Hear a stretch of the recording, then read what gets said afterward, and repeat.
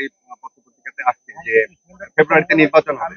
কিন্তু দলগুলো যদি ঐক্যমত না পৌঁছায় তাহলে কি ফেব্রুয়ারিতে নির্বাচন না হয়ে কি নির্বাচন পেছাতে পারে? নির্বাচন পেছানোর কোনো কোনো সম্ভাবনা নাই। নির্বাচন ফেব্রুয়ারির প্রথমার্ধে হবে। এটা একদম আমাদের, এটা ইন্টারিম গভর্নমেন্টের এটা একটা কমিটমেন্ট, এটা হবেই।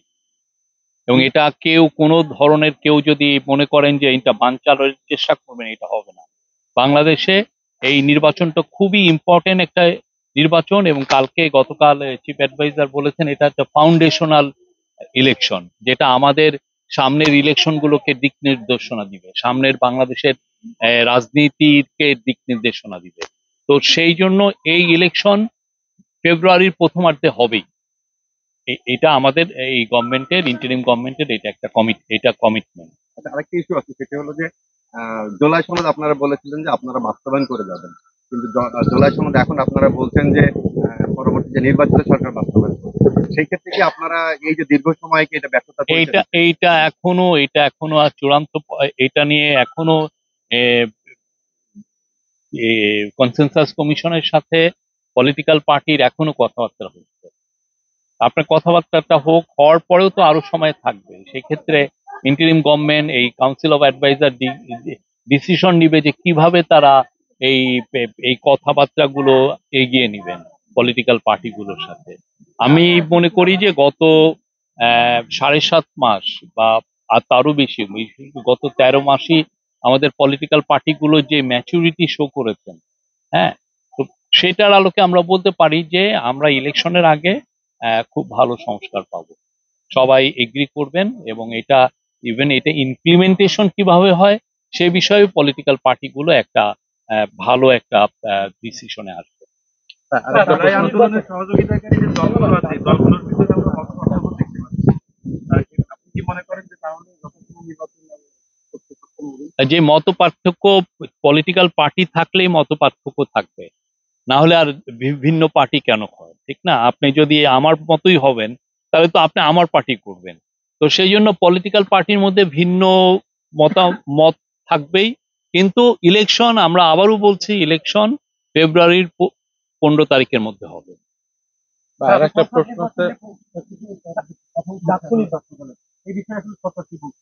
জি, নির্বাচনের একটা গ্রুপ দেখা যাবে যে চারটা ভাগে ভাগ হয়ে তারা এখানে মূল প্রশ্নটা আমি আপনাকে করি, সেটি হচ্ছে যে ঢাবি এবং জাবিতে যে নির্বাচন হচ্ছে এবং আজকে সেটা ফলাফল দিবে, এখানে সরকারের প্রচেষ্টায় আমরা দেখলাম ছোট্ট একটি নির্বাচন হয়েছে, যারা পরাজিত হয়েছে এটা বর্জন এবং বয়কট করেছেন। আগামীতে সরকার যে স্বচ্ছ নির্বাচন করবে, জাতীয় নির্বাচন, সেখানে আসলে প্রভাব পড়বে কিনা বা আপনি আপনার অবস্থানে এটাকে কিভাবে আসলে ব্যাখ্যা করবেন? তারাও যদি ভোট বর্জন করে, বয়কট করে, তাহলে আগামী জাতীয় নির্বাচনটা আসলে কিভাবে উপস্থাপন হবে? জাবির ইলেকশনে তো এখনো রেজাল্ট হয়নি, এই বিষয়ে আমি আসলে মন্তব্য করতে চাচ্ছি না।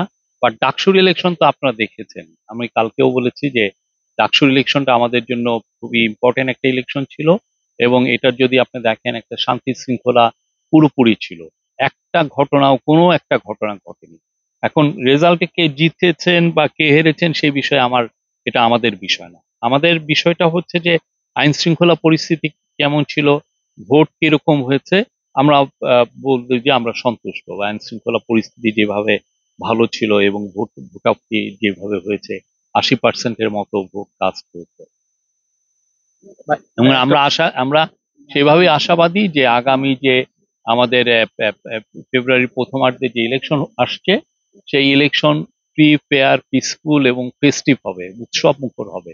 এবং আমরা মনে করি পুরো বাংলাদেশের সমস্ত মানুষ, যেই ভোটার হয়েছেন তিনি ভোট কেন্দ্রে আসবেন, তার ফ্যামিলি নিয়ে আসবেন, নিয়ে এসে ভোট দিয়ে যাবেন। ফ্যামিলি অবশ্যই ভোট কেন্দ্রে যাবেন না, যারা ভোটার না, বাট সবাই মিলে উৎসব মুখর পরিবেশে আমরা এই ইলেকশনটাকে সেলিব্রেট করবে। এবং ইলেকশনটা আমরা মনে করছি যে খুব ভালো ইলেকশন হবে, প্রচুর ভালো টার্ন আউট হবে, এবং সেই অনুযায়ী এই ইলেকশনকে যাতে ফ্রি, ফেয়ার এবং পিসফুল করা যায় তার জন্য যা যা করার ইন্টারিম গভর্নমেন্ট করছে। প্রায় প্রতিদিনই ইলেকশন নিয়ে কিছু না কিছু মিটিং হচ্ছে, এটার প্রস্তুতি কেমন নেওয়া যায়, সিকিউরিটি সিচুয়েশন কিভাবে ঠিক, সিকিউরিটি যাতে ঠিক থাকে, সবকিছু সিকিউরিটি, সেফটি এবং যাতে ক্যান্ডিডেটরা ভালো মতো ক্যাম্পেইন করতে পারেন, সবার জন্য যাতে লেভেল প্লেইং ফিল্ড থাকে, সেটা নিয়ে ইলেকশন কমিশন, আমাদের গভর্নমেন্ট সবাই কাজ করছে।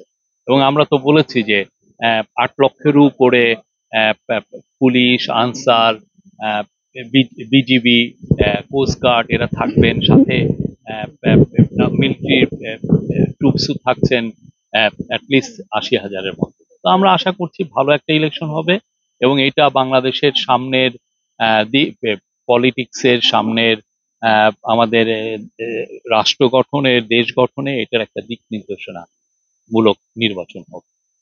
স্যার, ওই এখন পুলিশ প্রশাসনের বিষয়টা যেটা বললেন যে নির্বাচন চলছে, সিংহভাগ তাদের উপস্থিতিটা থাকবে, সংখ্যায় অনেক বেশি।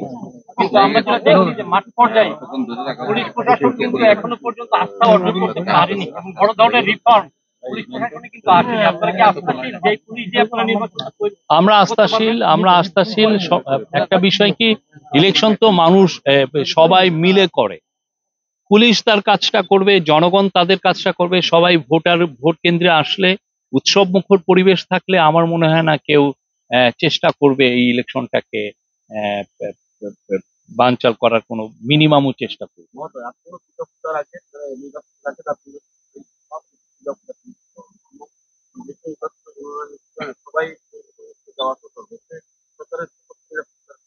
এটা আমরা তো বলছি, এটা নিয়ে অলরেডি মিটিংও হয়েছে।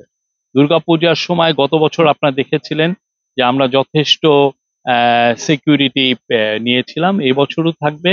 এবং আমরা এটা বাংলাদেশের খুবই বড় একটা ধর্মীয় ফেস্টিভ্যাল এবং আমরা এই বিষয়ে আমরা কমিটেড যে এখানে কোনো ধরনের জন্য মানে এটাকে শান্তিপূর্ণভাবে উৎসব মুখর পরিবেশে যাতে দুর্গাপূজা পালিত হয়। এটা বাংলাদেশের সনাতন ধর্মী ভাই বোনদের জন্য এটা হচ্ছে বিগেস্ট ফেস্টিভ্যাল। হ্যাঁ, তাদের সবচাইতে ইম্পর্টেন্ট এটা ফেস্টিভ্যাল। এটা আমাদের পুরো গভর্নমেন্টের, এটা পুরোপুরি সমস্ত তার